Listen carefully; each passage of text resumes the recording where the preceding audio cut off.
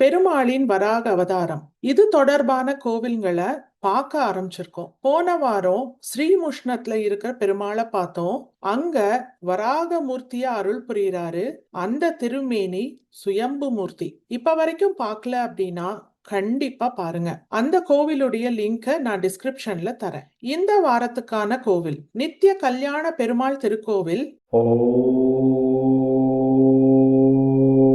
இது என்ன பேரு? நித்திய கல்யாண பெருமாள். ஏன்னா இங்க இருக்க பெருமாளுக்கு வருஷத்துல எல்லா நாளும் திருக்கல்யாணம் பண்றாங்க. இந்த கோவில் திவ்ய தேசத்திலயும் வருது. 63வது திவ்ய தேசம். இந்த கோவிலுக்கும் ராமாயணத்துக்கும் தொடர்பு இருக்கு. குறிப்பா ராவணனுடைய தாத்தாவுக்கு தொடர்பு இருக்கு. பலருக்கும் தெரியாத பல தகவல்கள் இந்த வீடியோல இருக்கு. அதனால வீடியோவை ஸ்கிப் பண்ணாம கடைசி வரைக்கும் பாருங்க. இந்த வீடியோல என்னெல்லாம் பார்க்க போறோம் அப்படிங்கறத சுருக்கமா சொல்லிடுறேன்.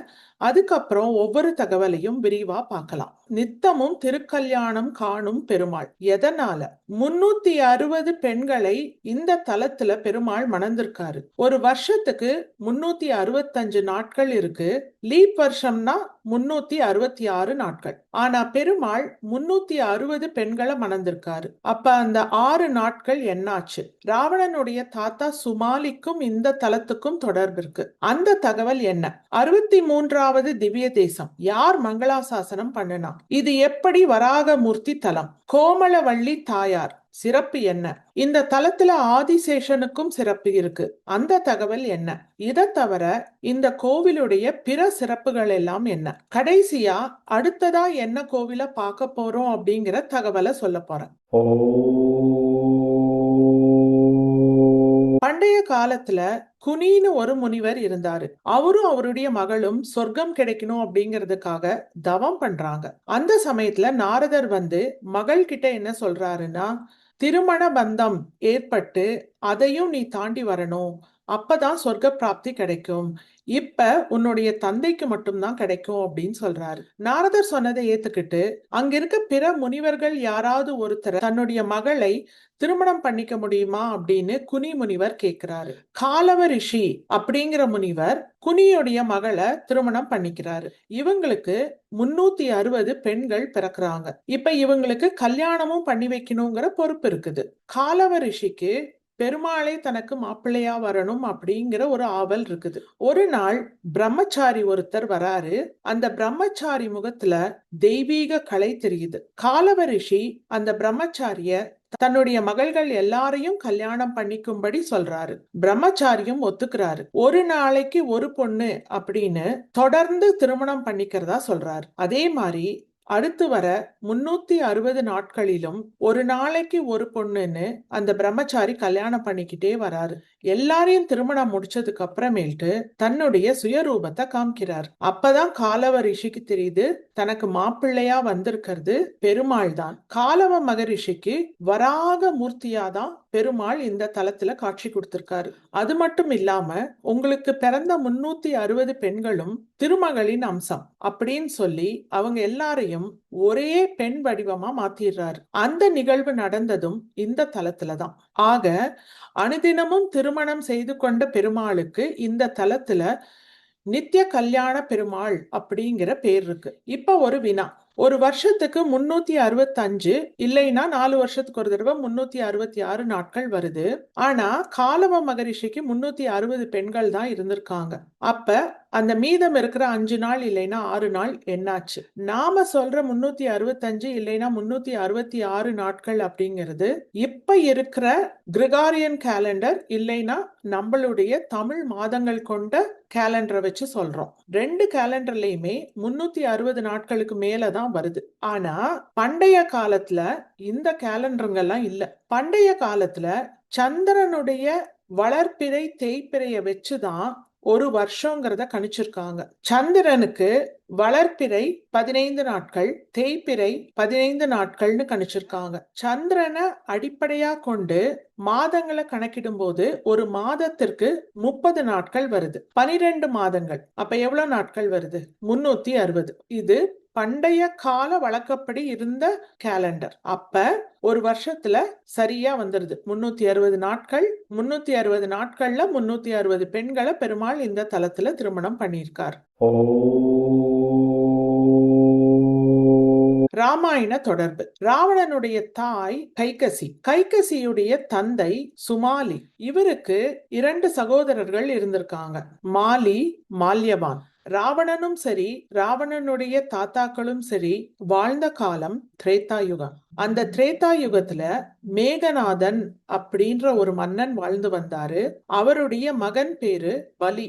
சுமாலி, மால்யவான், மாலி மூவரும் தேவர்கள் கூட போர் புரியறதுக்காக பலி மன்னன் கிட்ட போய் உதவி கேட்கிறாங்க. முதல்ல பலி மன்னன் ஒத்துக்கிறது இல்ல, மறுபடியும் உதவி கேட்கறதுனால ஒத்துக்கிறார். ஆக 3 சகோதரர்களும் பலி மன்னனும் பெரும் படையோடு தேவர்களை தாக்குறாங்க, வெற்றியும் அடைஞ்சிடறாங்க. ஆனா தோஷம் ஏற்படுது. அந்த தோஷம் நீங்கிறதுக்காக பலி மன்னன் பெருமாளை நோக்கி தவம் பண்ணின திருத்தலம் திருவிடந்தை.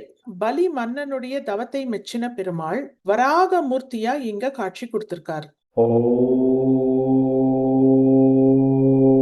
இந்த தலம் 108 திவ்ய தேசத்திலையும் வருது. 63வது திவ்ய தேசம். மங்களாசாசனம் பண்ணினவரு திருமங்கை ஆழ்வார். மார்க்கண்டேய மகரிஷிக்கும் பெருமாள் இங்க காட்சி கொடுத்திருக்காரு. அந்த சிறப்பும் இந்த கோவிலுக்கு இருக்கு. மூலவர் வராக கோலத்துல தான் காட்சி கொடுக்கிறாரு. இவருக்கு தனி சிறப்பு இருக்குது. வலது கால நிலத்துல ஊனி இடது கால ஆதிசேஷனுடைய தலை மீது வைத்த மாதிரி தான் பெருமாள் இங்க காட்சி கொடுக்கிறாரு. இடது தொடையில திருமகளை தாங்கி இருக்காரு. அதே மாதிரி ஆதிசேஷன் கூட அவருடைய மனைவி நாகலட்சுமியும் இருக்காங்க. நாகலட்சுமியுடைய இயற்பெயர் விமலா தேவி. ஆதிசேஷனை மணந்ததுக்கு அப்புறம் தான் அவங்களுக்கு நாகலட்சுமிங்கிற பேரும் வருது. இப்படி ஒரு திருக்கோலத்துல பெருமாளையும் ஆதிசேஷனையும் சேர்ந்த மாதிரி பாக்கிறதுங்கிறது மிக மிக அபூர்வம். மூலவருக்கு இயற்கையாகவே திருஷ்டி பொட்டு வச்ச மாதிரியான அமைப்பு இந்த திருத்தலத்துல இருக்கு. இதுவும் சிறப்பு. மூலவருக்கு ஆதிவராகர் அப்படிங்கிற பேரும் இருக்கு. மூலவர் கிழக்கு நோக்கி அருள் புரிகிறார். திருவிடந்தை இந்த தலத்துடைய பெயர் காரணத்தையும் கண்டிப்பா நாம தெரிஞ்சுக்கணும். இதுவும் பெருமாளோடு தொடர்புடையது. திரு இட எந்தை, திருமகளை தன்னுடைய இடது பாகத்தில் கொண்ட எம்முடைய தந்தை, அதுதான் திரு இட எந்தை. இது மருவி இப்ப திருவிடந்தை அப்படின்னு அறியப்படுது. காஞ்சிபுரம் மாவட்டத்துல இருக்கு. பெருமாளுடைய தொடை மீது அமர்ந்திருக்கிற தேவிக்கு அகிலவல்லின்னு பேரு. இவங்க திருமகளின் அம்சம். வராகமூர்த்தி தொடையில இருக்கிறதுனால பூமாதேவியின் அம்சமும் கூட. ஆக திருமகளும் நிலமகளும் ஒன்றுதான் அப்படின்னு காமிக்கிற அபூர்வ திருத்தலம். இந்த தலத்துல 360 பெண்களை பெருமாள் திருமணம் பண்ணிக்கிட்டாருங்கிறத பார்த்தோம். அந்த 360 பெண்களையும் ஒன்றாக சேர்த்தாருங்கிறதையும் பார்த்தோம். அந்த பெண் தான் கோமலவள்ளி தாயார் அப்படிங்கிற திருநாமத்தோடு இங்க காட்சி தராங்க. கோமலவள்ளி தாயாருக்கு தனி சந்நிதி இருக்கு.